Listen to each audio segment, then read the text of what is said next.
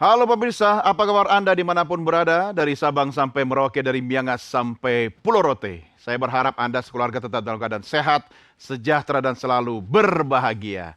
Malam ini, jumpa lagi bersama saya DK dalam program yang akan membahas beragam isu aktual di sekitar kita. Ini dia, Merah Putih.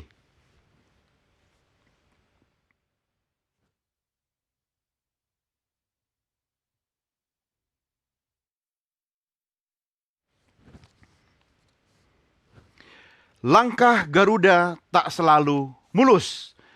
Angin kencang kerap menghadang. Harapan besar jangan tergesa putus. Prestasi lahir dari proses panjang. Pemirsa, Merah Putih malam ini akan berdiskusi tentang John Hartman. Satu nama yang beberapa hari terakhir ini sangat populer karena akan mengawaki coach timnas kita. Seperti apa timnas Garuda di masa depan? Mari sama-sama kita diskusi dalam Merah Putih. Tentunya saya undang partisipasi Anda juga untuk bisa memberikan pertanyaan atau komentar melalui YouTube channel Official Nusantara TV. Jangan lupa like, share, dan subscribe program Merah Putih. Dan malam ini kami sudah menghadirkan narasumber yang akan menjadi panelis dalam diskusi kita malam ini. Saya kenalkan satu persatu narasumber kita. Yang pertama di sebelah kiri saya, analis atau pengamat sepak bola yang sudah tidak asing lagi, Muhammad Kusnaini. Bung Kus, apa kabar? Selamat malam, alhamdulillah baik. Sehat? Alhamdulillah. Oke, terima kasih sudah bersama kami. Kemudian di sebelah kanan saya, Sekjen Presidium Supporter Indonesia, Richard Ahmad. Bung Richard, baik, sehat? Sehat, alhamdulillah. Kapan jadi partai? Enggak lah ya. Selalu tajuk partai. Asik. Kemudian di ujung sebelah kanan, ini si ular piton kita, mantan pemain timnas kita, Budi Sudarsono. Mas Budi, apa kabar?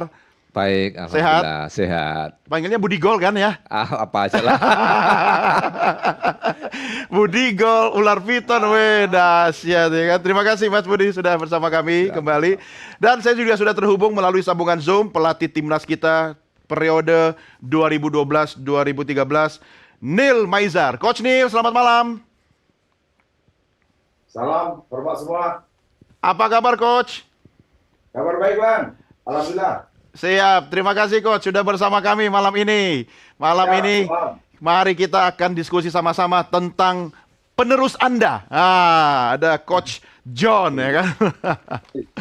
Baik, Coach Neil, bapak-bapak panelis sekalian. Sebelum kita mulai pertajam diskusi kita malam ini, mari sama-sama kita simak dulu tayangan yang berikut ini.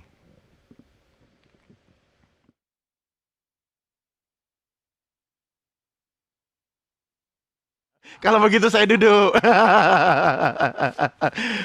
Bungkus, satu nama akhirnya masuk ke kantong PSSI, John Hartman. Komentar Anda? Iya, yang pertama menurut saya ini menunjukkan perubahan arah kebijakan federasi atau PSSI dalam hal rekrutmen pelatih tim nasional. Karena kita tahu bahwa di masa sebelumnya ketika PSSI memutuskan mengganti Sintayong dengan Patrick Kluivert, arahnya adalah pemilihan pelatih yang punya nama, dianggap punya kultur sama, dianggap mampu menjadi figur bagi pemain-pemain yang ada di tim nasional. Kali ini arahnya berbeda, lebih berpatokan pada kinerja.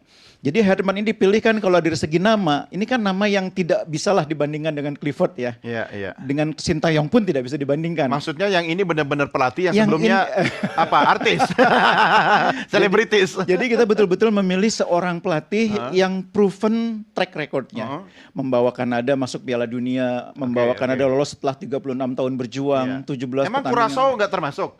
Curaçao ya nggak beda jauh sama kita.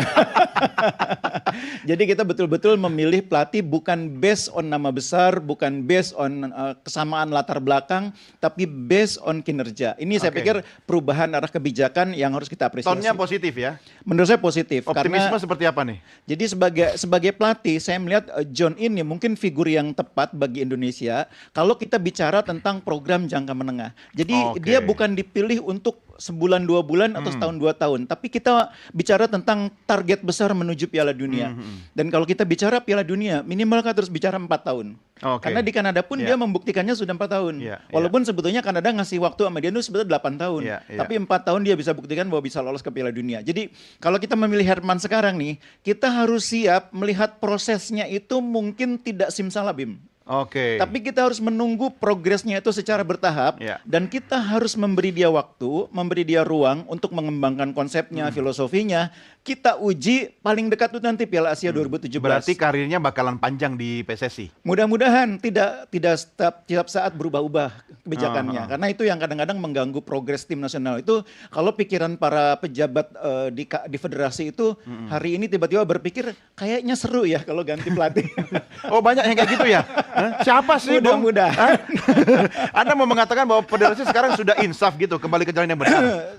Dari perspektif saya, ketika PSSI merekrut pelatih yang baru, itu dimulai dengan mengidentifikasi, kemudian mewawancarai pelatihnya di Iya. Eropa, Betul. meminta mereka untuk mempresentasikan gagasan. Itu sebetulnya perubahan arah kebijakan, dan itu hal yang positif. Iya. Meskipun sebetulnya nggak transparan amat, kita nggak tahu juga siapa sih yang diwawancarai, berapa banyak. Iya. Persoalannya apa sih Jangan-jangan kita? cuma satu ya.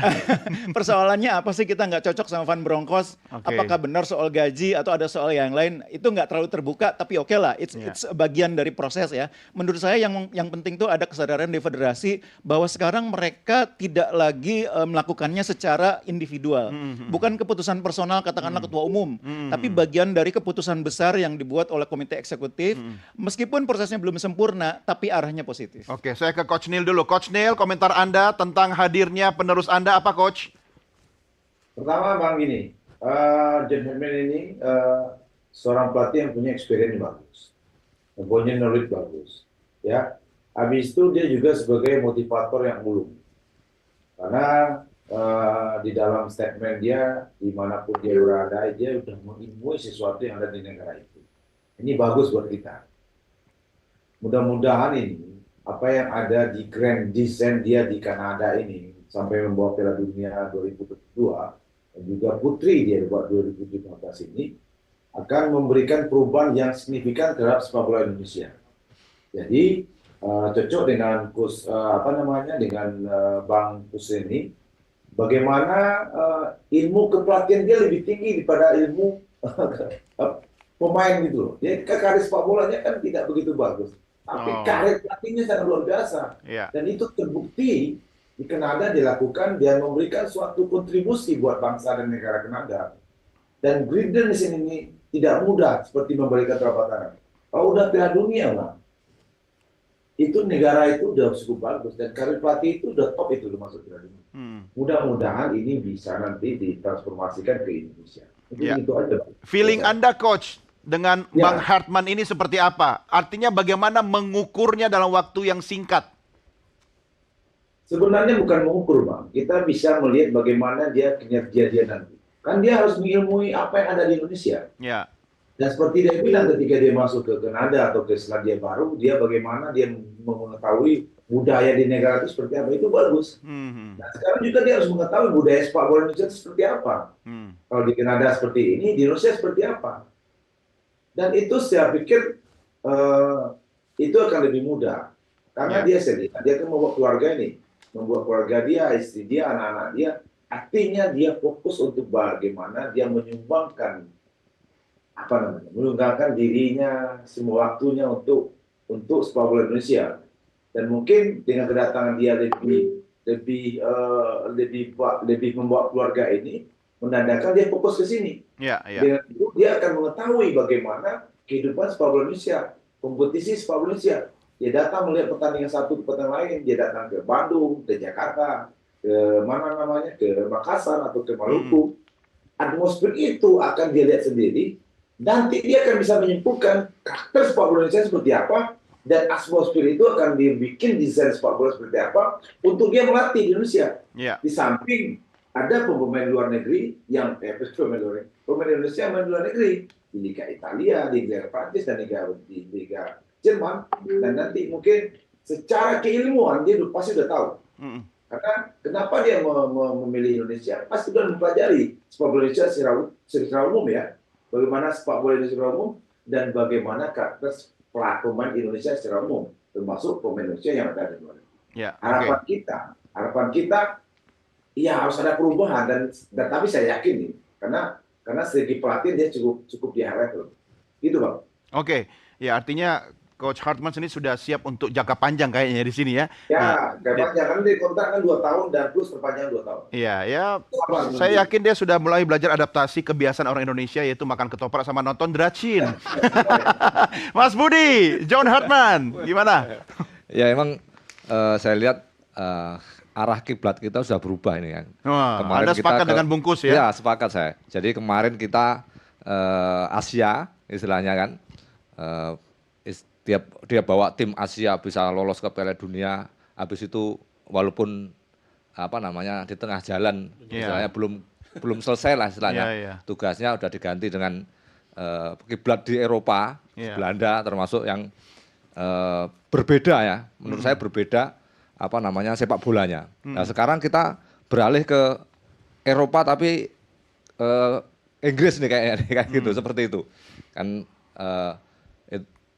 Belanda sama Inggris kan berbeda ini ya. Menurut saya yang dibilang Coach Neil tadi, jadi pelatih yang datang ke sini emang dia harus tahu adatnya kita. Jangan sampai adat yang dibawa di sana dibawa ke sini, kan berbeda. Adat kita ini berbeda. Dia harus ngelihat nih adat kita seperti apa. Apa yang sangat signifikan perbedaannya? Ya, perbedaannya adalah termasuk apa namanya kalau di kita negara-negara Muslim kan gitu. Ya, jangan sampai nanti pas puasa kita latihan sehari 3 kali kan gitu. Contohnya nih latihan kan 3 gitu. kali, puasanya puasanya juga 3 kali sehari gitu. Kan seperti itu. Iya. Dan mudah-mudahan apalagi bentar lagi puasa kan, bulan depan kan sudah puasa. Itu. Ya mudah-mudahan cocok, pelatih ini cocok dengan karakter kita juga. Karena kalau pelatih oke lah, pelatih yang dia hebat emang, dia sudah bawa Kanada seperti itu lolos ke Piala Dunia, itu memang pelatih yang sangat luar biasa. Walaupun track recordnya untuk pemain dia memang kurang kan begitu. Ya berarti dia spesialis pelatih lah. Ya seperti ya, kan? Itu kan. Kalau yang sebelumnya kan memang pemain dan kan gitu. selebriti. Ya kan? Artinya PSSI sudah kembali ke jalan yang benar nih, mencari pelatih yang benar-benar pelatih begitu. Ya. Oke. Dan mudah-mudahan cocok dengan karakter permainan kita, dengan karakter pemain-pemain kita. Mudah-mudahan cocok. Cocok nggak cocok ini kan harus dilihat kan dalam waktu singkat ini dengan para pemain ya kan. Kalau sama Perserikatan pasti sudah harus cocok dong. harus cocok. Sudah kontrak kan gitu. Iya. Ya, tapi kan kita mudah-mudahan cocok dengan apa namanya pelatih ini cocok dengan permainan kita. Jadi kita kan bukan apa namanya tipe-tipe pemain yang badannya tinggi, yang mainnya kita lifestyle kalau istilahnya passing doang. Kita punya kecepatan gitu. Nah, itu harus dilihat juga seperti itu. Jadi sebenarnya yang harus adaptasi bukan cuma pemain, pelatih juga. Iya. Oke, ini menarik. Bung Dicat, komentar Anda? Ya, kalau kita lihat Uncle John ini kan artinya dia punya prestasi sudah pasti. Datang ke Indonesia tentunya apa yang disampaikan para panelis tentunya itu sudah jadi masukan. Dan yang kita harapkan adalah bahwa John ini mau melihat suasana liga kita dulu. Oke. Kan gitu. Karena statementnya seperti itu, saya kira itu harus menyocokkan dulu. Termasuk asisten pelatih juga statement itu. Jadi kalau misalkan nanti pemain lokal kita yang mumpuni dan juga bisa diambil oleh John dimasukkan dalam satu tim, ini kan lebih bagus gitu. Jadi dia melihatnya tidak hanya diaspora, tapi pemain lokal kita juga harus dilihat gitu. Peluang itu akan ada atau gimana menurut Anda dengan peluang adanya itu Hartman ini? Menurut saya peluang itu ada karena semangatnya dia sudah tidak sabar ingin melihat pertandingan di liga kita, terutama kemarin sudah melihat pertandingan Persib lawan Persija, dia sudah lihat. Tinggal nanti pertandingan berikutnya dan Liga 2 dan Liga 3 mungkin itu. Ya lihat doang kan, belum tentu mau merekrut. Iya, tapi kan paling tidak sudah dilihat nih yang suasananya. Sebelumnya juga suka begitu. Kalau yang sebelumnya kan terbang saja nggak ada. Gitu ya Mas Bud ya. Coach Neil, gimana Coach Neil? Ini soal regenerasi, soal kader-kader lokal kita dari dalam negeri ini yang bisa masuk kancah nasional lewat Coach Hartman ini. Komentar Anda? Iya harus Bang. Karena kita kan punya potensi pemain yang luar biasa. Iya. Kendalanya kan kita untuk Liga 1 regulasi membatasi kita, itu masalah. Betul. Kan pemain asing itu harus dimainkan 8, Ya. kalau nggak salah ya, 6 atau 8 sumpah saya. 7 ya, Kalau 7. 7 ya, sorry. Ya. 7 dimainkan. Kalau dimainkan 7 kan hanya 4 pemain lokal. Dan 4 pemain lokal itu kan pinggir-pinggiran, Pak. Bek kanan, bek kiri, bek kanan, bek kiri. Jangan yang ada center back. Jangan ada stakers kayak Mereka Budi. lama lagi kan. Oh iya. Dulu Budi kan dia main pasti inti karena kan asing cuma 2-3 dulu kan. Hmm. Jadi mencari pemain yang di high level untuk posisi striker yang posisi yang penting itu berat, Bang. Striker, midfield attacking, center back, bahkan goalkeeper juga asing sekarang. Jadi Iya. itu susah. Tapi kalau John Hammond ini bisa di sini terlalu lama, mudah-mudahan dia bisa mendapatkan pemain yang diharapkan. Hmm. Tapi bukan pemain yang di posisi yang key ya, yang kunci-kuncinya. Ya posisi striker kita nggak punya pemain striker lokal yang bagus sekarang ini. Kecuali 1-2 kan, tapi jangan juga dimainkan. Hmm. Karena begini, karena pelatih kan nggak mungkin ambil risiko dia mau pemain lokal. Iya. Ada pemain asing mungkin dia lebih ambil pemain asing karena knowledge-nya, experience-nya, cara berpikirnya, decision making-nya mungkin dianggap lebih bagus di pemain lokal. Jadi kalau John Hammond ingin mencari pemain lokal, kalau dia dapat itu memang luar biasa. Tapi saya pikir kita punya potensi lah, lokalnya banyak bagus. Kalau dia di Persib juga ada bagus, Jakarta di Skido juga bagus, Persija juga bagus. Mudah-mudahan dengan dia totalitas Indonesia, kita harapkan dia akan tour day nonton Iya. setiap pertandingan liga. Mudah-mudahan dia dapat pemain-pemain yang bagus dan dia bisa menganalisis. Dia duduk satu hari melihat ini pemain dari Maluku United seperti apa, Madura seperti apa, Arema seperti apa, terutama lokal ya, Bang, karena dia bicara lokal nih. Iya, iya. Ya, nah, lokal ini akan mengisi tim nasional kita nanti, bukan asing. Ya mudah-mudahan dengan beberapa asisten yang juga nanti lokal, yang bisa tahu dengan kondisi pemain dan ada pemain yang Indonesia, kebiasaan pemain Indonesia, kolaborasi antara pelatih lokal ini dengan headman ini, mudah-mudahan ini menjadi era baru buat sepak bola Indonesia. Oke, itu harapan kita. Iya, lahir pemain-pemain bola, pemain-pemain muda, pemain lokal Indonesia kayak arena internasional di high level seperti Budi dulu, Muhammad Pamungkas, Kurniawan, Iya. dan lain sebagainya. Iya. Itu, Pak. Oke, cuma bungkus ini kan masing-masing pelatih itu kan punya idealismenya. Iya. Ya kan, ada warnanya sendiri. Ditambah lagi jangan lupa, di sini itu kan sepak bola itu kan agama mayoritas. Iya kan? Dia harus adaptasikan dengan tekanan publik, sementara dia punya indikator idealisme segini, ya kan? Apa yang bisa Anda katakan? Saya coba sambungkan dengan ide untuk menonjolkan pemain lokal ya. Jadi sisi positif pertama yang ditunjukkan oleh Hartman ketika dia datang, dia bawa keluarga. Ya. Dia Itu positif ya? Positif menurut saya. Serius itu? Menunjukkan bahwa dia menghormati sepak bola Indonesia. Yang kedua, dia juga berkomitmen untuk tinggal di Indonesia. Ini beda dengan pelatih sebelumnya. Bukan kegeeran bahwa dia akan dikontrak lama gitu Oh, nggak? bukan. Iya kan? Pelatih itu mau dikontrak sebulan, mau dikontrak 2 tahun. Toh kalau misalkan diberhentikan di tengah jalan, gajinya harus dibayar 2 tahun. Oh, Jadi nggak ada masalah. sesuai dengan jangka waktu Sesuai dengan isi kontraknya. Oh. Jadi menurut saya ini menunjukkan bahwa dia paham bahwa Indonesia itu negara yang punya tradisi sepak bola bagus dan dia punya respect terhadap itu. Itu yang menurut saya yang pertama harus diapresiasi. Yang kedua, tapi ini agak sama dengan Clifford. Ketika datang tuh kan Clifford juga janjinya akan menjadikan pemain lokal itu kunci. Faktanya kan seperti apa gitu ya. Jadi Hartman juga sudah punya statement seperti itu. Nah, saya melihat begini. Keinginan untuk menonjolkan pemain lokal di tim nasional itu keinginan semua orang gitu ya. Iya, iya. Tapi kalau kita berkaca dari pengalaman Sintayong, pengalaman Clifford, kita harus juga berdamai dengan realita. Coba dalam eranya Sintayong, pemain-pemain yang disebut pemain lokal itu yang mampu menembus tim nasional itu, setelah datangnya pemain diaspora berapa banyak sih? Iya. Dalam eranya Clifford, pemain yang bisa dia lihat dari kompetisi liga dan kemudian muncul tuh siapa sih? Paling Hanan, paling Beckham, itu pun bukan pemain-pemain kunci di timnas senior gitu ya. Selebihnya ya masih pemain-pemain yang memang direkrut sejak zamannya Sintayong. Apalagi kemudian sudah masuk pemain-pemain diaspora seperti Joy Pelupesi, Audero, Martin Pas, Tom Hai, pemain-pemain lokal makin. Jadi ini juga tantangan bagi pemain PHP lokal. dong? Bukan PHP. Menunjukkan bahwa pemain-pemain lokal sekarang tugasnya makin berat. Beda dengan di eranya Budi. Kan Pesaing- kemarin dia datang dalam konferensi pers itu, dia bilang dia mau mapping dulu, dia mau Oh iya. menyimak ya kan, baru di action. Kalau mappingnya jelas, pasti semua pelatih itu Ya, ketika harus datang itulah, dia harus harus melakukan. melakukan asesmen. Dia bilang asesmen Iya. kan ya. Dia melakukan asesmen sepak bola Indonesia itu seperti apa. Kan dia ini sebetulnya belum tahu levelnya sepak bola Indonesia. Dia cuma lihat di kualifikasi Piala Dunia kan putaran keempat, itu pun dia belum melakukan evaluasi. Dia Oke. baru ngobrol dengan pemain, belum evaluasi. Jadi melakukan asesmen dulu memang. Nanti sesudah melakukan asesmen dia akan melakukan traveling ke Bandung seperti yang dikatakan. Habis Coach itu Nil. resign. Dan travelingnya bukan cuma di Indonesia, ke Eropa loh. Karena pemain Iya, iya. Indonesia banyak main di Di Eropa. Eropa, iya, iya. Jadi memang tugasnya dia cukup berat. Makanya menurut saya kita harus bersabar yang saya bilang tadi di awal. Berapa lama? Bersabar. Minimal jangan menjudgment dia di bulan Maret.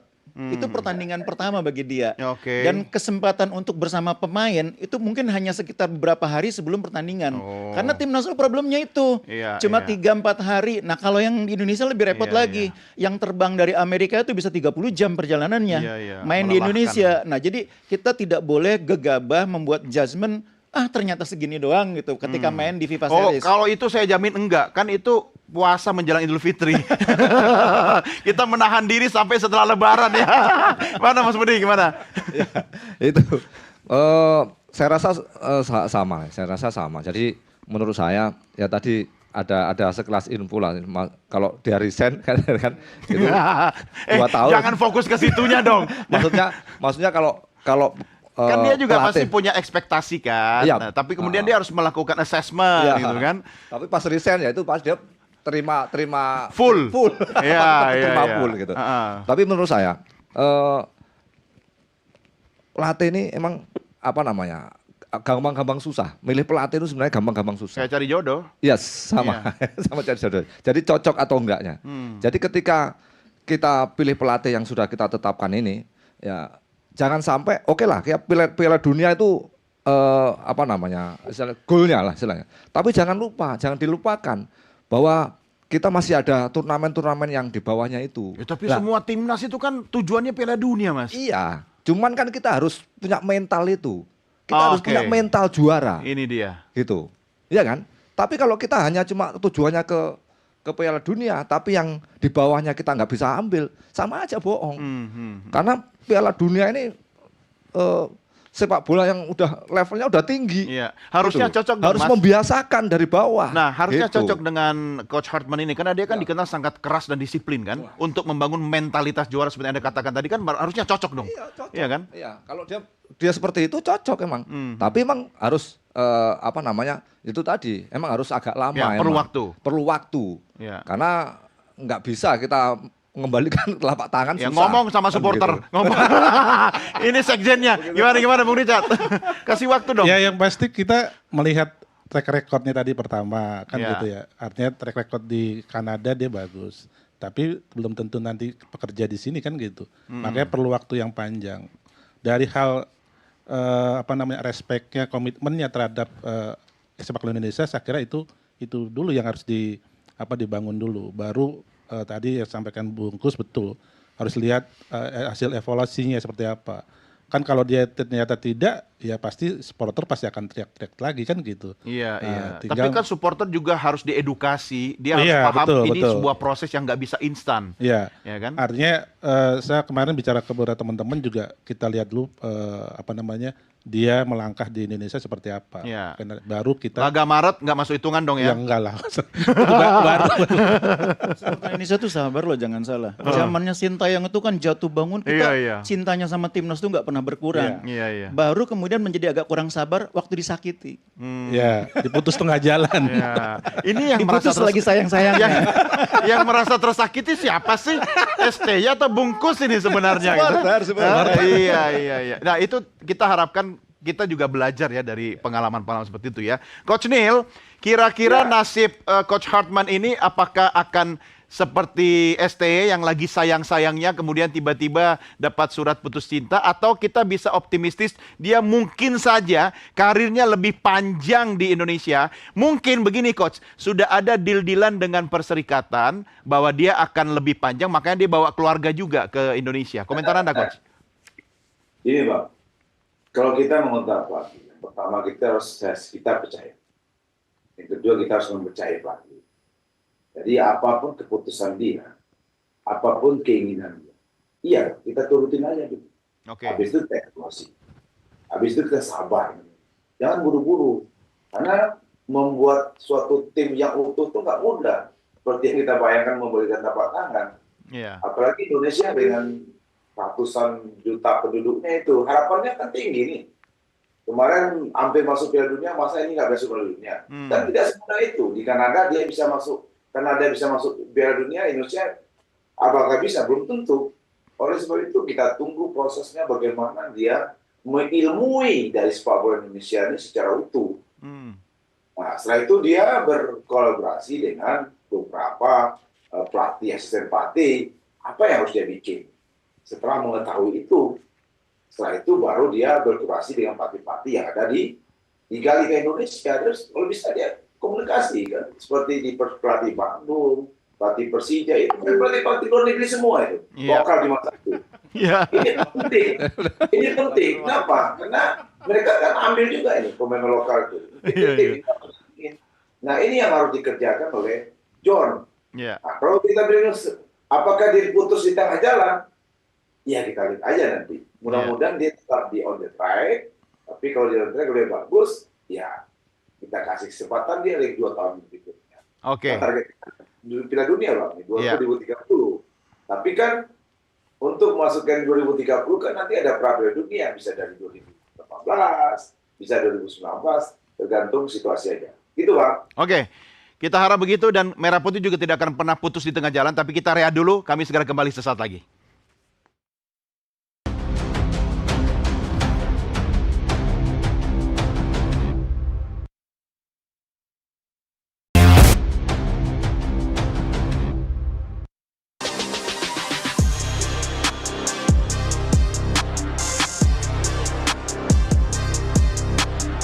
Sepak bola Indonesia kembali memasuki babak baru. PSSI resmi menunjuk John Hartman sebagai pelatih timnas Garuda. Nama Hartman bukan sosok sembarangan. Ia dikenal sebagai arsitek di balik kebangkitan timnas Kanada dengan membawa negara itu lolos ke Piala Dunia setelah penantian panjang. Kini, tantangan menantinya di tanah air. Mampukah John Hartman mengubah timnas Garuda dari tim penuh potensi menjadi tim yang benar-benar kompetitif di Asia bahkan dunia? I thought he missed his chance, but that was composure in the box. Toyed with the defenders before firing.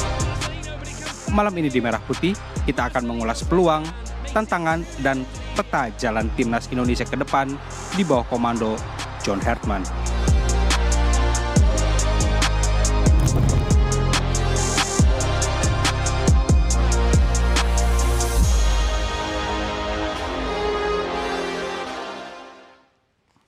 Itu tadi yang harusnya Viti di awal. Makanya ada bunyinya, kita akan membahas. Kita sudah bahas satu segmen. Ya kan harus sabar katanya. Ya, kasih kesempatan kepada Coach Hartman. Cuma Bungkus, saya mau pertajam yang tadi lagi soal statement dia di konferensi pers itu. Intinya kan dia mau melakukan assessment kan. Dia mau melihat ya, apakah bisa di tengah jalan tidak sesuai ekspektasi dia. Harusnya kan ada kesesuaian antara harapan perserikatan dengan idealisme seorang pelatih gitu kan. Ketemu tuh akhirnya kontra gitu kan. Jadi nggak mungkin ada tiba-tiba kemudian nggak jadi gue cabut gitu. Enggak, kalau ini maksudnya asesmen tuh dia mau memetakan sepak bola kekuatan Indonesia kita. Kulturnya seperti apa, kompetisinya seperti apa, kualitas pemain timnas yang ada di liga itu seperti apa. Dia kan nanti akan nonton beberapa pertandingan. Itu pemetaan tentang sepak bola Indonesia. Jadi dia bukan mempertimbangkan terus apa enggak, bukan. Terus atau enggaknya ketika dia mulai menangani tim dan mulai hasil-hasilnya ditunjukkan. Misalnya di FIFA Series bulan Maret misalnya enggak pernah menang. Nanti ada FIFA Matchday lagi 2 bulan kemudian enggak pernah menang. Beberapa pertandingan nggak pernah menang, memang akan sangat mungkin terjadi proses evaluasi. Dan itu mungkin 2 arah ya, bisa jadi dianya yang mundur, bisa jadi juga federasi yang mengkat. Tapi kalau saya berharap kita tidak terburu-buru, tidak tergesa-gesa, karena seperti yang saya bilang tadi, kita harus bersiap untuk memulai sesuatu yang namanya proses. Ini yang lemah di Indonesia itu belajar menjalani proses. Kita seringkali nggak sabar menjalani proses. Mimpi besarnya Piala Dunia 2030, tapi baru 2026, Liga 4 4 pertandingan dianggap nggak bakal sukses. Nah itu yang Sebentar, ini statement ini ditujukan ke siapa? Ke semua perserikatan atau kepada ke semua orang, semua. sekjennya. ke semua orang. Jadi kalaupun mau mengukur menurut saya paling tidak ke target besar yang pertama. Oke. Piala Asia 2027. Piala Asia ya. Jadi jangan buru-buru. Oke, jangan buru-buru, Bung. Kita nggak buru-buru sebenarnya. Cuman kan kalau sampaikan Bungkus kalau belajar soal maunya instan kira-kira gitu ya. Ya kita lihat aja ke belakangnya. Maunya mewah dan sebagainya masuk Piala Dunia 2006 tapi gagal. Artinya persiapan proses itu harus dilalui oleh John. Iya. Artinya lika-liku pemain ini karakter seperti apa, oh pemain lokal tapi mainnya di Eropa dan sebagainya itu kan juga perlu dipelajari tentu. Nah ini nggak bisa tiba-tiba besok ukurannya misalkan Maret atau Piala Asia jadi ukuran, enggak juga. Iya, artinya kan publik juga harus paham ya bahwa ada sebuah proses yang artinya begini, publik bisa menilai dan mengukur dengan berbagai indikator kepada pelatih. Betul. Ya kan? Dan memberi waktu. Tetapi kan tentu ada ekspektasi publik, apalagi publik Indonesia. Ya kan? Saya nggak bilang nggak sabaran, tapi kalau bisa jangan lama-lama. Iya dong, iya kan? Ya syukur-syukur gini, dari proses yang tadi mungkin ya di Maret misalkan ada hasil yang pemain-pemain yang sudah ada ini yang kemarin sisa dari Patrick Kluivert ternyata di bulan Maret oh bagus di tangan John. Artinya ada kan gitu ya. Artinya publik melihat oh ini ada kerangka kebaikan. Lalu lanjut berikutnya kan gitu. Jadi memang melihatnya tidak secara satu-satu tapi secara utuh secara keseluruhan. Iya, gitu. iya. Apalagi Mas Budi, karakter pemain Kanada kan beda ya dengan beda Indonesia. jauh dengan kita. Gimana? Kalau Kanada seperti Eropa, ya permainannya dia tinggi, ya permainannya stylish, dia main bolanya yang ini. Kalau kita hanya kayak kita itu permainan seperti Brasil. Kalau menurut saya jangka 4 tahun ini menurut saya kurang. Untuk Piala Dunia itu sangat kurang. Karena gini, Jepang aja berapa tahun untuk dia berproses itu. Iya. Oh Ya dia kan? program kepelatihannya Wah, luar biasa, dahsyat. makanya. Nggak Ya. ikut mut-mutannya perserikatan. katanya. Gimana? Kan seperti itu. Iya. Berapa tahun? Sekarang aja Jepang ketika dia uji coba dengan tim Eropa yang kelasnya sudah juara Piala Dunia, dia bisa mengimbangi, walau sempat menang juga gitu. Itu pun dia tidak bilang targetnya sekarang juara Piala Dunia. Itu bayangkan. Prosesnya itu, maksudnya prosesnya itu. Jadi proses itu harus memang jangkanya panjang, harus step by step. Tapi bisa. kalau melihat perbedaan karakter antara pemain Kanada ya dengan Indonesia, ada nggak sih satu halangan yang mungkin kita agak sulit? Karena tadi Anda bilang minimal 4 tahun gitu kan, baru kelihatan misalnya. Berarti ada dong sesuatu yang sangat mempengaruhi bahwa kita agak sulit dibandingkan dengan pemain Eropa misalnya. Karena apa misalnya? Itu tadi yang pertama nanti pelatih itu akan memetakan itu, mau melihat seperti apa nih yang saya game plan apa sih yang mau saya buat nih. Kan dia lihat dulu pemain kita dulu. Ya kan? Pemain kita seperti apa. Jangan sampai game plan dia yang di Kanada dibawa ke sini. Karena udah beda jauh nih. Iya.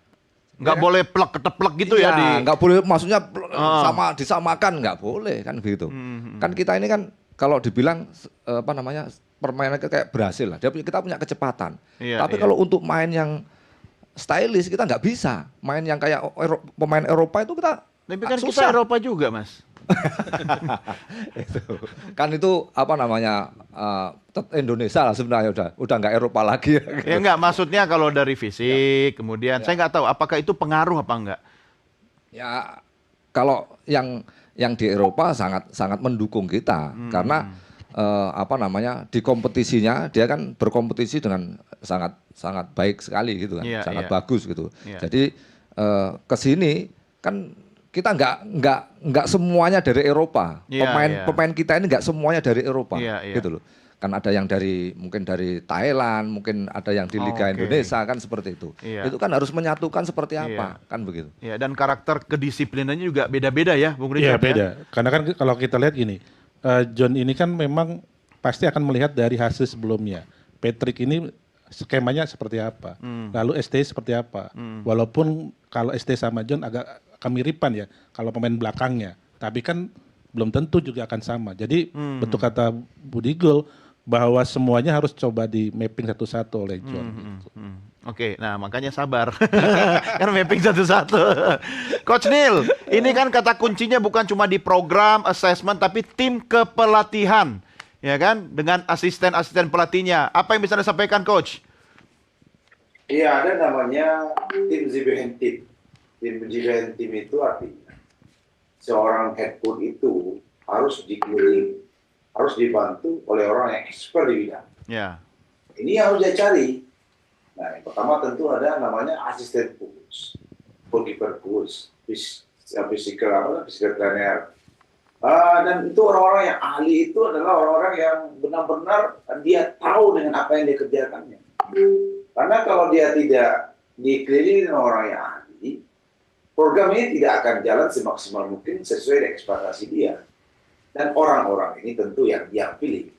Kalau misalnya John sekarang ini hanya membawa 2 hanya sebagai asisten pelatih, tentu dia harus bekerja keras bagaimana mencari orang-orang pembantu-pembantu dia yang lebih mempunyai kompetensi yang bagus di pelatihan. Ya itu yang bantu. Kalau kita bilang Pep Guardiola sebagaimana dia melatih, ya staf pelatihnya banyak. Ya. Asisten pelatih ada 3. Ya, physical trainernya ada 2. Ada uniform A. Banyak semuanya dia lakukan. Nah, ini yang harus dipilih oleh John supaya dia bekerja bagus nantinya. Nah, siapa orang-orang? Ya, itu dia pilih. Dia pilih juga dokter tim yang bagus. Punya juga psikolog, psikiater seperti apa yang dia inginkannya. Analisis taktikal, strategi, dia harus punya juga. Walaupun sekarang dia bilang ada pelatih fisik, siapa nama lupa saya. Satu datang, lagi 2. Berarti dia baru 2 orang. Nah, kepelatihan inilah yang akan membantu dia karena seorang pelatih kepala harus dikelilingi orang-orang yang hebat, yang expert di bidangnya untuk mendukung program kerja kepelatihan yang dia desain dari dia dari tahun, dari berbulan, dari berminggu, dari per hari. Nah, untuk diaplikasikan dalam bentuk latihan dan dia butuh orang-orang yang membantu dia di aplikasi di latihan setiap hari. Gitu. Oke, bungkus. Pelatih, tim kepelatihan atau asisten pelatih, program. Betul. Ya, jangan lupa, itu Betul. penting kan. Tapi 2 tahun dari 4 tahun kita bisa mengukur kan. Sebenarnya kalau ada apa-apa kan tidak serta-merta harus dibebankan kepada pelatih kan. Iya. Tapi bisa saja mungkin peta jalan sepak bola dari perserikatan kita ini yang masih ada masalah nih. Komentar Anda? Iya, jadi satu lagi yang harus tambahkan tadi, filosofi sepak bola. Filosofi sepak bola. Jadi setiap pelatih itu kan memiliki filosofi Iya. sepak bola masing-masing. Jadi dia datang dari kultur sepak bola yang berbeda seperti yang dikatakan tadi oleh teman-teman, ada Budi. Dia datang dari Inggris dengan filosofi sepak bola yang itu berbeda dengan sepak bola Belanda, beda dengan sepak bola Korea. Nah, ketika dia datang di Indonesia, dia beradaptasi dengan sepak bola Indonesia, membangun filosofi sepak bola Indonesia. Itu bukan waktu yang sebentar. Membangun filosofi sepak bola Indonesia itu kita lihat bagaimana Sintayong tuh dulu membangun sepak bola filosofi sepak bola Indonesia itu butuh lebih dari 2 tahun. Jadi kalau kita gegabah membuat judgement terhadap kinerja dia, apalagi sebelum kontrak 2 tahun selesai, nanti kita akan menghadapi persoalan yang sama, kembali dari nol lagi. Seperti kita isi bensin akhirnya, terus mulai dari nol lagi. Ya memang kalau ke pom bensin mulai dari nol ya. Makanya, jadi kalau sepak bola kita mau ke Piala Dunia, jangan bolak-balik ke pom bensin. Isi Oke. tangki dari awal penuh, Iya. lalu sampai ke tujuan dulu. Iya, yang penting tujuannya udah tahu mau kemana. Mau kemana, Jadi makanya jangan bocor di kapasitasnya- jalan. Iya, yang iya, kedua, betul. pelatih pasti juga udah menyiapkan program. Nah, program itu memang sangat mungkin di tengah jalan itu akan mengalami benturan-benturan. Saya ambil contoh gini. Gus Hiddink ketika dipercaya menangani timnas Korea tuan rumah Piala Dunia, antara dia dipercaya menangani Piala Dunia sampai menuju Piala Dunia, itu uji coba pertandingan banyak kalahnya. Orang semua pesimis Korea bisa berprestasi di Piala Dunia. Tapi sampai sekarang tim yang paling berprestasi dari Asia di Piala Dunia, Korea. Masuk semifinal. Jadi memang kita tidak bisa sepenuhnya mengukur hasil-hasil itu hanya dari pertandingan uji coba semata. Karena uji coba itu pemain datang 3-4 hari sebelum pertandingan. Ngumpul sebentar 2-3 kali latihan, tanding. Nah, kita harus sabar melihat prosesnya berkembang. Dengan pertandingan yang dijalani katakanlah sudah lebih dari 10 kali, kita baru bisa melihat Oh ternyata filosofinya sudah terbentuk. Oh ternyata teamworknya, game plan-nya sudah jalan. Makanya saya tadi bilang, kalau mau mengukur yang paling realistis itu sebetulnya Piala Asia 2027. Itu paling realistis. Tapi kan kita tetap bisa dong membuat indikator penilaian. Misalnya Oh, iya. dari 4 tahun, kita bagi 2 tahun nih, setengah nih, separuh jalan. 0 sampai 2 tahun itu kan indikatornya apa? Yang paling tidak, oh 1 udah kelihatan perubahan di sini, 2 apa? Paling tidak apa hal yang paling utama harus terlihat? Di dalam kontrak pasti tertera. Oke. Misalnya pencapaian dari 2026 ke 2028, 2 tahun kontrak. Di 2027 peringkat Indonesia harus naik ke posisi berapa? Katakanlah sekarang 110-an. Ya. Kita diharapkan naik ke peringkat 90-an. Kita akan menjalani katakanlah 11 pertandingan. Itu persentase kemenangannya misalnya 50%. Ada di dalam kontrak itu biasanya. Di Piala Asia 2027 kita akan bermain di sana, targetnya adalah katakanlah 16 besar atau 8 besar. Itu sudah ada di dalam kontrak. Makanya seperti yang saya bilang tadi, kita tidak boleh gegabah memutus kontrak atau membuat judgement di tengah jalan manakala prosesnya sedang berjalan. Prosesnya itu sampai 2028. Tapi titik perhentian pertama yang membuat kita boleh sejenak membuat evaluasi 2027 Piala Asia. Iya, iya. Tapi itu pun sesungguhnya kita harus bijak. Apakah setahun itu sudah cukup? Jangan-jangan di tengah jalan tuh ada pemain yang cedera, perubahan kan dalam Itu tim semua nasional. dengan kondisi normal ya. Iya, satu baru- tahun tuh normal baru oke kita bisa membuat judgement. Tapi kalau situasinya nggak normal, misalkan ada wabah, ada apa, sulit. Bisa Jadi lebih lama. yang paling ideal itu memang 2 tahun selesai kontrak dinilai. Tapi kalau kita mau membuat evaluasi di tengah jalan, boleh-boleh saja. Itu paling tidak Piala Asia. Iya, kalau pertandingan-pertandingan uji coba itu nggak bisa jadi indikator. Sulit ya. Iya, karena berbagai faktor. Iya. Pemain juga belum tentu semuanya datang. Apalagi kalau kita membuat ukurannya Piala AFF, Iya. makin nggak masuk akal lagi. Gimana tuh Mas Budi? AFF. Tapi kalau saya biar membiasakan aja. Setiap pertandingan dia harus setiap pertandingan dia harus bisa memenangkan pertandingan gitu. Karena ketika kita terbiasa di posisi itu, kita akan membiasakan di level-level nanti kita akan Ini naik. karena soal mentalitas juara tadi. Mentalitasnya kan itu harus dibentuk. Iya. Karena pemain sepak bola itu yang kalau dia punya udah segalanya, itu yang membedakan adalah mentalnya. Itu. Yang membedakan adalah mentalnya. Ya. 1 tahun membangun mental kan cukup ya. Tidak harus 1 tahun itu di tahun pertama itu menang terus piye Mas? Gimana? Mungkin gini nanti. Ya, namanya kita berharap sesuatu yang besar, tapi jangan kecewa dengan hasil yang itu tadi. Gitu. Jadi kita ya itu tadi proses itu kan harus ada. Iya. Itu. Ya, tapi kan yang saya tangkap Anda bilang ya nggak harus menang sih, tapi tetap kalau bisa menang di tiap laga gitu.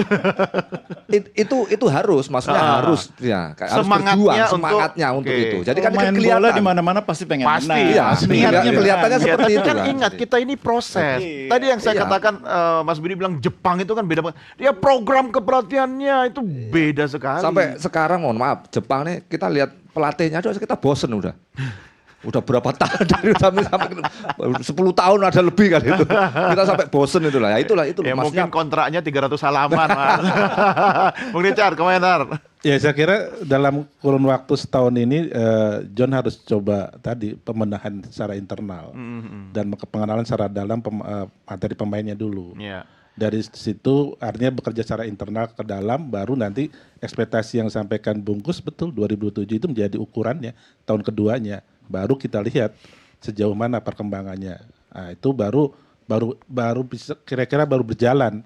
Baru nanti 2 tahun lagi menuju 2 tahun lagi ya kita lihat perkembangannya sana. Iya. Kan Kita gitu. nggak cuma lihat pelatih utamanya loh, tapi Oh, iya. asisten pelatih, tim kepelatihan dan program-program dan dukungan federasi atau perserikatan gitu kan. Ya, jangan sampai Artinya nanti kita juga harus fair dong. betul, jangan sampai perjalanan ini ada yang tanda kutip mengganggu kan Iya. gitu ya. Biasanya yang ganggu siapa? Iya kan bisa juga orang federasi sendiri misalkan gitu. Emang yang kemarin siapa yang suka ganggu? Kan kegaduhan itu ada pastinya. Ini sisa-sisa patah hati pelatih sebelumnya masih ada kayaknya di sini. Enggak, maksudnya kita artinya gini, kita menunjuk Uncle John ini sudah secara ekspektasi atau belum, misalnya gitu. Lalu kalau sudah memang punya komitmen sama-sama, jangan juga digangguin gitu. Proses Ekspektasinya supporter atau perserikatan? Ya kan memilihnya pelatih ini kan dari perserikatan.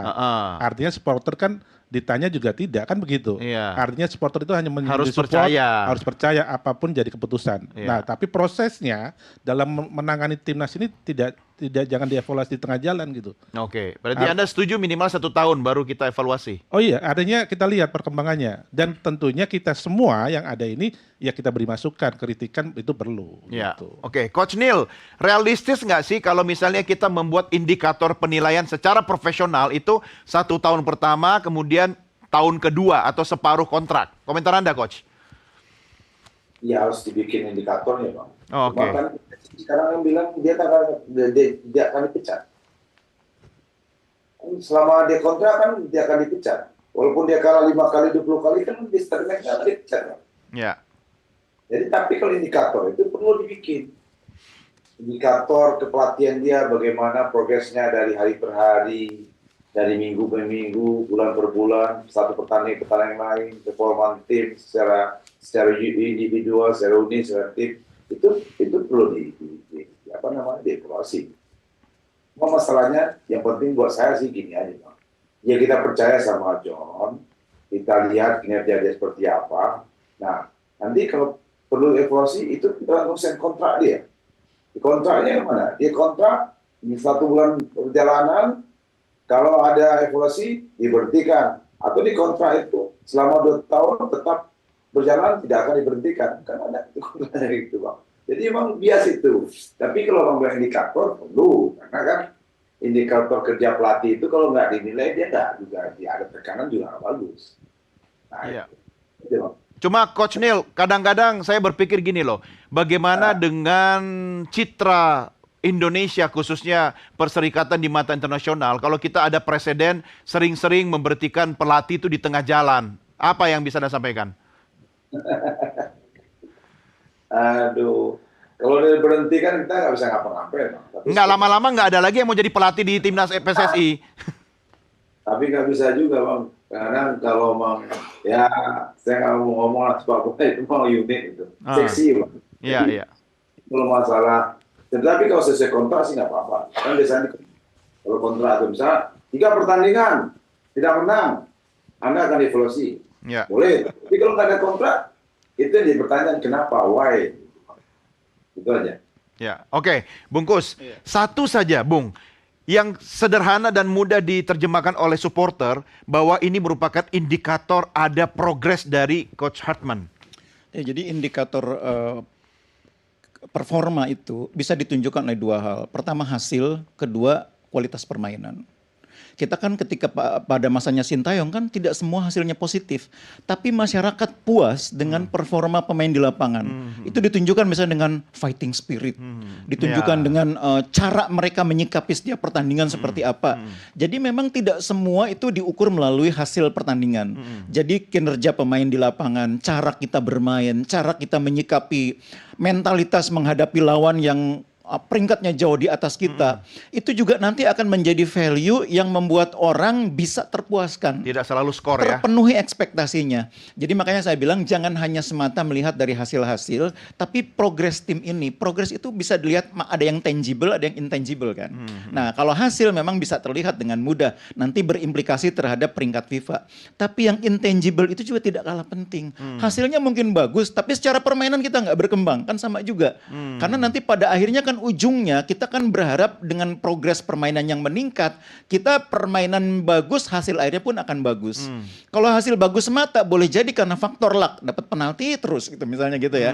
Jadi memang 2 hal itu bisa menjadi tidak selalu datang beriringan, tapi bisa dilihat sebagai salah satunya indikator peningkatan kinerja tim kita. Soal show-nya gimana? Soal performer dari sisi penampilan show di lapangan penting nggak menjadi indikator? Jadi gini, kalau melihat filosofi sepak bolanya Hartman, kita mungkin tidak bisa berharap kita melihat tim kita bermain seperti halnya Jepang atau seperti halnya mungkin tim-tim Eropa sepenuhnya. Karena filosofi dia itu lebih banyak ke filosofi yang mendekati cara mainnya Sintayong.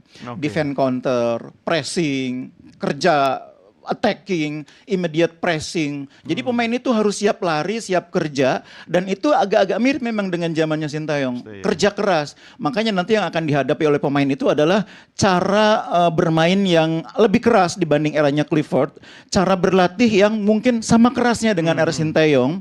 Nah, mudah-mudahan dengan bekal pengalaman pemain, sebagian pernah mengalami era itu ya, mereka tidak akan kaget. Ya, artinya tidak terlalu sulit dong kita beradaptasi dengan pelatih rasanya baru, sih ya? mereka tidak akan terlalu kaget ya, apalagi pemain-pemain yang sudah lama seperti Rizky Ridho, seperti Justin, itu rasanya sih akan lebih enjoy gitu menghadapi latihan Herdman. Mungkin yang akan berbeda adalah gaya komunikasinya. Oke. Kalau Sintayong itu kan komunikasinya kan melalui penerjemah, jadi pemain tidak bisa merespon langsung. Kalau ini kan ngomongnya langsung dalam bahasa Inggris, dan dia seorang orator, seorang motivator, ngomongnya itu selalu menggebu-gebu. Sebagian pemain mudah-mudahan bisa menerima itu, tapi memang karakter yang begini kan kadang-kadang tidak semua pemain dengan cepat menerima. Mudah-mudahan sih bisa dipahami oleh pemain. Ya, kalau dulu didukung oleh banyak anggotanya Bung Richard, kita supporter suka nonton drama Korea. Oke, kita rehat lagi, kita lanjutkan di segmen berikutnya. Kami segera kembali sesaat lagi.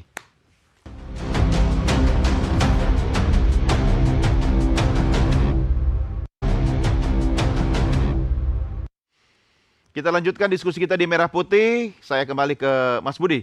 Kalau Anda masih bermain saat ini dengan pelatih John Herdman, kira-kira Anda akan menemui kendala apa dan bagaimana solusinya? Kasih masukan kepada junior-junior Anda. Kalau yang sebelumnya kan jelas Anda nggak bisa bahasa Korea. Ya kan? Nah, ini piye iki? Nggak bisa bahasa Inggris juga. Mungkin ini ada sisi disiplin lah. Memang disiplin pemain bola itu sebenarnya disiplin tingkat tinggi sebenarnya. Ini kan disiplin untuk Clifford, terus disiplinnya Sintayong dan disiplinnya John Herdman itu pasti berbeda nanti apa yang dia tekankan di mana itu. Tapi kalau saya menggaris besari omongnya Bung Kusni tentang kita ini harus kualitas permainan itu, jangan hasilnya. Setiap hasil itu akan kita raih ketika kualitas semakin meningkat. Gitu. Jangan sampai kita tahu-tahu baru berapa pertandingan hasil. Nanti nggak juara di sini hasilnya seperti itu. Yang penting itu tadi yang kita lihat cara kita bermain itu seperti apa. Ya. Kalau kita meningkat setiap pertandingan kita kualitasnya itu semakin meningkat, hasil itu akan menikmati nanti di. Tapi tetap harus percaya 1000% kepada pelatih kan? Ya itu harus percaya. Pemain emang. boleh nggak komplain atau menyampaikan unek-unek? Boleh juga, boleh juga. Mungkin nanti ditampung yang mungkin bisa dicerna oleh pelatih, mungkin kita pakai. Tapi kalau mungkin pelatih, oh ya ini mungkin masih udah ada yang ini, ada apa namanya pilihannya, mungkin seperti itu. Jadi bisa. Komunikasi di ruang ganti itu penting sekali ya? Ya penting juga. Oke. Apa yang bisa Anda sampaikan kepada Coach Herdman ini? Masukan nih.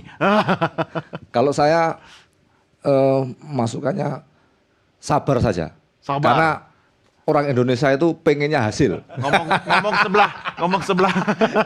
Enggak semuanya. Bukan ini. Jadi sabar. Jangan sampai biasa kalau kita satu pertandingan kita nggak menang itu waduh yang kan seperti itu. Harus sabar. Jadi jangan dengerin ini.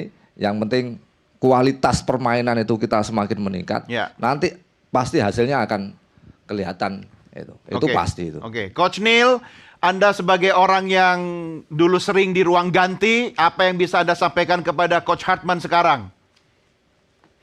Tetap yakin dengan apa yang dia lakukan, dan itu sudah dilakukannya di Kanada. Dia masuk Piala Dunia 2022, dan dia yakinkan konsep itu dibawa ke Indonesia, dan sesuaikan dengan adat budaya Indonesia, karena karakter orang Kanada, karakter orang Indonesia beda. Dan sesuaikan, berkolaborasi, yang kerja sungguh-sungguh aja, jangan takut apapun yang dilakukan, kecuali kita jangan takut apapun yang kita lakukan, karena kita kan tulus untuk membangun sebuah Indonesia lebih baik. Oke, mantap. Bung Richard? Kalau saya ditanya sama John, saya kira gini. Yang pertama adalah coba lakukan mapping pemain Liga 1, Liga 2, dan Liga 3 supaya menjadi pilihan variatif. Yang kedua, saya kira supporter akan mendukung secara full apapun keputusan John untuk memilih pemain itu dalam kerangka tim menuju Piala Asia 2027. Anda lebih berani ditanya sama Coach Hartman daripada ditanya sama anggota Anda ya. Bungkus, catatannya. Iya, ada dua hal ya. Yang pertama, saya rasa penting sekali bagi Coach Herman itu memahami kultur Indonesia, dan itu dimulai dengan belajar bahasa Indonesia. Kita dulu mendengar 4 tahun cukup lah waktunya. Enggak 4 tahun. Sebetulnya bahasa Indonesia tuh 3 bulan juga bisa itu. Iya, Dan iya. saya yakin orang-orang bule itu biasanya lebih cepat belajar bahasa Indonesia. Jadi jangan mengulangi dalam tanda petik kesalahan Sinteyong yang tidak pernah bisa berbahasa Indonesia, yang itu kemudian menjadi salah satu alasan dianggap kurang mampu berkomunikasi. Jadi kalau bisa berbahasa Indonesia akan jauh lebih baik. Oh, maksudnya jangan memberi ruang federasi untuk Saya mencari lanjutkan, alasan. saya lanjutkan. Yang jelas dong. Jadi pahami juga kultur Indonesia itu dalam hal-hal yang lain. Misalnya orang Indonesia itu kalau bulan puasa Oke. itu berpuasa. Ya. Jadi pahami itu. Oh, masuk. Termasuk budaya Indonesia itu misalnya pemain kita tuh kalau mau masuk lapangan doanya banyak. Oh. Jangan dilarang-larang. Iya, iya, iya. Pemain kita tuh kadang-kadang bukan cuma doanya banyak. Kadang-kadang juga lagi fokus latihan tiba-tiba sholat dulu gitu. Ya, Nah itu ya. kadang-kadang bagi Harus pelatih dipahami. bagi pelatih asing Buka itu puasa pakai gorengan. pakai goreng. Kalau itu jangan. Kalau itu jangan, nggak boleh. Nggak Jangan. boleh itu. Jadi, Mempengaruhi performa fisik gitu. hal-hal kecil Mungkin itu. mau sholat Jumat segala macam kan itu harus iya, paham. itu Ya, penting siapa itu. tahu dia login. Hal-hal seperti itu penting dipahami gitu ya. Nah yang kedua, tadi kan baru yang pertama soal non teknisnya. Yang teknisnya, saya berharap dia betul-betul menjaga komitmennya untuk mencari talenta-talenta terbaik. Talenta terbaik Indonesia untuk menjadi backbone tim nasional. Kita sudah mendengar kata itu diucapkan pertama kali ketika Clifford datang, Ya. tapi tidak pernah diwujudkan Ya, secara sungguh-sungguh. ya. Kali ini mudah-mudahan Hartman, dia sudah mengatakan AFF mungkin pakai pemain lokal. Mungkin itu dilakukan. Karena sekarang yang namanya pemain lokal tuh ada yang namanya Tom Haye, Jordi Amat, Iya, iya, Eliano. Jadi selain nama-nama itu temukan bakat-bakat baru. Ya kalau kita bilang kan zamannya Clifford itu memunculkan Beckham. Zamannya Sintayong banyak nama lah. Iya, iya. Dari Rizky Ridho, dari Marcelino. Di eranya Hartman nanti mudah-mudahan lebih banyak lagi. Ya, itu kan buat John Hartman. Kalau Anda satu kalimat buat ketum PSSI apa? Mau ngomong apa? Percaya proses. Oke. Ini kayaknya suara hati deh. Terima kasih Bungkus sudah bersama kami. Mas Budi terima kasih. Bung Richard dan juga Coach Neil terima kasih. Sukses selalu. Pemirsa inilah akhir jumpa kita dalam Merah Putih. Saya Doni Dekesi. Sampai jumpa. Merdeka.